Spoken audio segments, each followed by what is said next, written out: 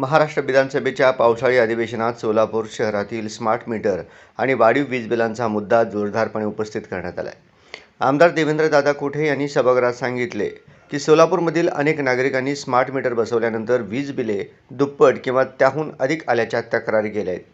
त्यामुळे सर्वसामान्य ग्राहकांमध्ये संभ्रम आणि नाराजीचे वातावरण निर्माण झाले आहे।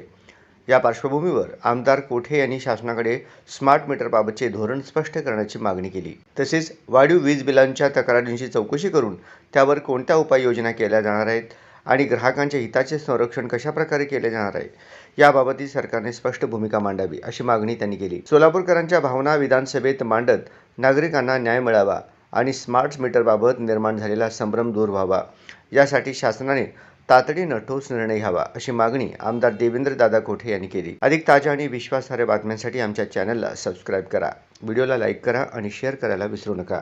धन्यवाद। महोदय, औचित्याच्या मुद्द्यावर बोलण्याची संधी दिली। सोलापूर शहरामध्ये सर्वत्र स्मार्ट मीटर सक्तीने बसवण्यात येत आहेत।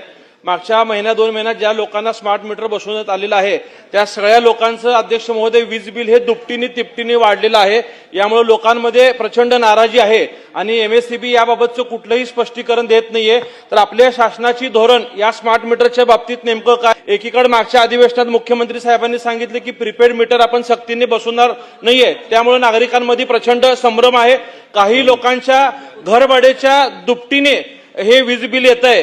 तर माझी अशी आपल्या माध्यमातून सरकारला विनंती आहे की एमएससीबीने याबाबत सविस्तर स्पष्टीकरण द्यावं आणि जे काही नागरिकांमध्ये मनामध्ये संभ्रम झालेला आहे की पूर्वी आमचे बिल समजा 500 रुपये येत होतं तर दुसऱ्या महिन्यातलं स्मार्ट मीटरचं बिल हे थेट 1000 किंवा 1500 रुपये आलंय। यात जर काय तांत्रिक चुका असतील तर स्मार्ट मीटर सक्तीने बसवण्याबाबत ह्या सरकारने स्थगिती द्यावी अशी मी आपल्या माध्यमातून विनंती करतो। अध्यक्ष महोदय, एमजीपीचे जे अधिकारी आहेत त्या अधिकाऱ्यांना शासनाने कंत्राटी लोकांना सेवेत कायम करावं म्हणून सुद्धा कोर्टाचे आदेश दिलेले असताना मंत्रालयातील एक अधिकारी जाणीवपूर्वक काम करणाऱ्या अधिकाऱ्यांना सेवेतनं या ठिकाणी स्थगिती दिलेली आहे। अशाही अधिकाऱ्यांना आपण सूचना देऊन कोर्टाचं पालन करून एमजीपी मध्ये अनेक वर्ष काम करणाऱ्या ज्यांना तांत्रिक अनुभव आहे अशा सगळ्या इंजिनियर लोकांना सेवेत कायम घेण्यासाठी या सरकारने पाठपुरावा करावा अशी मी आपल्याला विनंती करतो। धन्यवाद अध्यक्ष महोदय।